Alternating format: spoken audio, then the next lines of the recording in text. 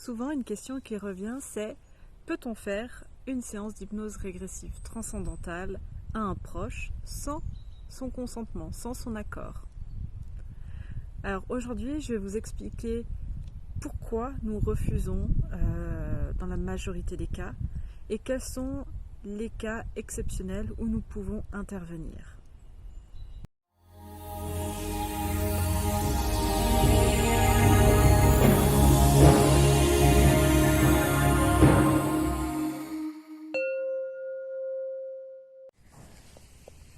Bonjour, je suis Anne-Julie de Sage Hypnotrance et aujourd'hui j'avais envie de vous parler du consentement qui est une notion obligatoire dans notre accompagnement en hypnose régressive transcendantale. Bien souvent vous nous demandez s'il est possible de faire une séance d'hypnose régressive à un parent, à un ami, sans qu'il le soit au courant parce que vous voyez cette personne souffrir et que c'est quelqu'un qui vous est cher. Alors avec Sylvie, nous comprenons parfaitement votre démarche. Cependant, nous sommes dans l'obligation de vous répondre par la négative à cette requête, pour plusieurs raisons. La première, elle est éthique. Finalement, qui sommes-nous pour intervenir sans l'accord de l'autre ? Qui sommes-nous pour se dire mieux que une entité finalement qui ferait la même chose, qu'importe l'objectif final, mais ça serait nous mettre au même niveau qu'elle finalement. Les raisons suivantes, elles vont plutôt être d'ordre physique. Comme vous le savez, nous intervenons au niveau de l'âme, au niveau des parties subtiles, mais notre travail ne s'arrête pas que à ce travail dans l'éther. On vous accompagne également dans le physique, et dans le physique avec cette énergie que nous avons nommée l'esprit, et c'est toute cette partie que nous coupons au montage, qui n'apparaissent pas finalement dans les extraits vidéo de nos sessions. Et la partie physique est très importante. Je vais vous prendre un premier cas. Le premier cas, vous avez par exemple un grand-père, vous avez envie de faire une session pour lui sans son accord, parce que vous trouvez qu'il souffre, qu'il est douloureux. Alors, effectivement, on pourrait l'accompagner, le soulager. La question à se poser, c'est: est-ce que c'est un objectif? Est-ce que c'est une envie qu'il a de ne plus avoir mal? Parce que, potentiellement, inconsciemment, votre grand-père, lui, d'avoir ses douleurs, il y a des personnes qui s'occupent de lui. Il voit tous les jours l'infirmière, il voit régulièrement le kiné. Il a des aides au quotidien pour faire ses courses, pour faire le ménage, pour faire la cuisine. Et puis même, il a peut-être ses enfants finalement qui se mobilisent autour de lui et qui viennent tous les jours le voir.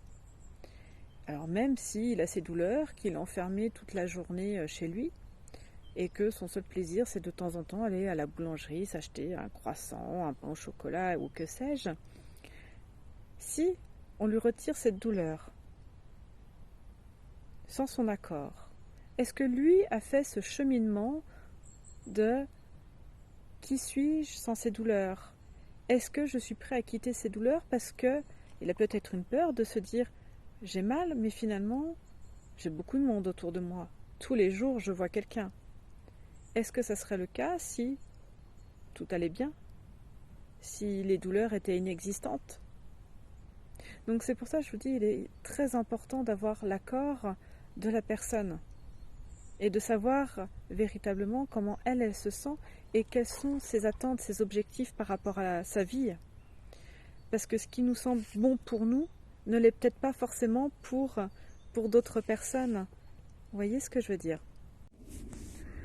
Le second risque qui peut se présenter, c'est que l'esprit ne reconnaissent pas déjà la partie subtile avec ces nouveaux programmes pour des raisons diverses et variées, mais en tout cas ne la reconnaissent pas, ne comprennent pas ces nouvelles intentions, ces nouveaux programmes, ces nouvelles énergies qui se présentent à elles, Et finalement, l'esprit voit en la partie subtile, en l'âme, un potentiel agresseur.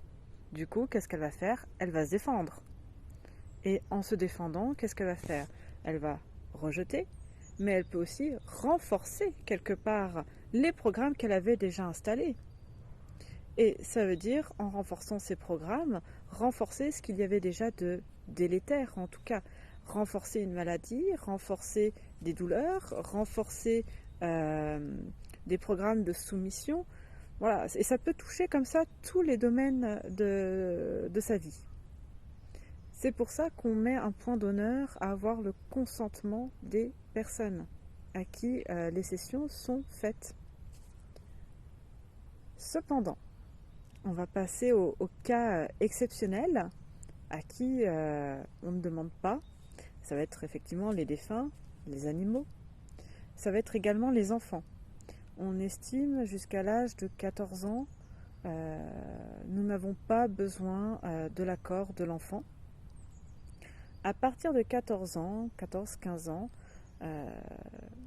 avec Sylvie, nous pensons que les enfants sont en âge de donner ou non leur accord, de comprendre en fait ce qu'est une hypnose régressive transcendantale, ou en tout cas les grandes lignes, et surtout de dire ce dont eux ils ont besoin, ce que eux ont envie en fait dans leur reconstruction après une séance d'hypnose.